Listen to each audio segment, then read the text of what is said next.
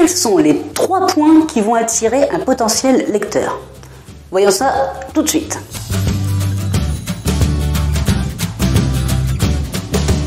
Bonjour à toutes et à tous, soyez bienvenus chez l'écrivain, la chaîne où l'écriture est à portée de votre main. Je suis Maud et avant de commencer, je vous invite à vous abonner à ma chaîne en faisant comme sur cette petite animation. Et n'oubliez pas la petite cloche, ça c'est pour rester au courant des dernières nouveautés. Quels sont les 3 points qui vont faire qu'un potentiel lecteur va choisir votre livre? Non, vous voyez pas? Ben, c'est simple, c'est en numéro 1, la couverture. Il faut que votre couverture soit à l'image de votre manuscrit. Il faut que votre couverture attire l'œil. Il faut que votre couverture donne un peu le ton de votre manuscrit.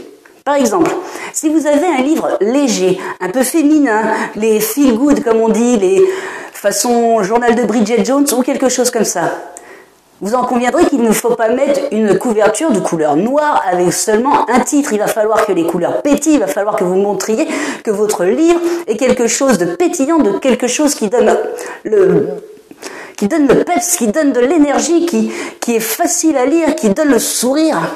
Donc vous allez mettre des couleurs vives, vous allez mettre des dessins qui attirent l'œil, vous allez mettre quelque chose où le lecteur potentiel, quand il verra votre couverture, ne serait-ce mais que de loin, mais même à 2 mètres, il doit savoir quel genre de littérature c'est. Deuxième point important pour attirer le lecteur. Le titre. Une fois que vous l'avez attiré avec votre couverture, il est là, il a votre livre dans les mains. Qu'est-ce qu'il voit en premier? C'est le titre. Si vous avez un titre assez accrocheur, un titre qui en dit suffisamment, mais sans trop en dévoiler non plus, vous allez commencer à pouvoir faire passer votre premier message, c'est-à-dire qui est du « mon livre va t'intéresser, lis-le, tu verras ». Donc, votre lecteur, lui, se penche sur ce titre va déjà lui poser des questions. Est-ce que ça va être bien? Est-ce que ça va me plaire? Et il va donc, à ce moment-là, après avoir vu votre couverture, après avoir vu votre titre qui l'intéresse, il va faire le 3e point qui va l'attirer dans vos filets.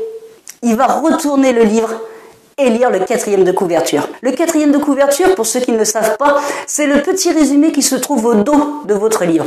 C'est lui qui va en dévoiler légèrement sur votre livre et c'est lui qui va donner vraiment l'envie à votre potentiel lecteur de l'acheter et de lire votre livre. C'est lui qu'il faut chiader. C'est lui qui va finir comme à la pêche. La couverture, c'est comme si vous lanciez l'hameçon. Le titre, c'est le petit ver qui bouge devant le poisson juste avant de se faire gober. Le 4e de couverture, c'est le petit coup de poignet qui va vous permettre de ferrer le poisson.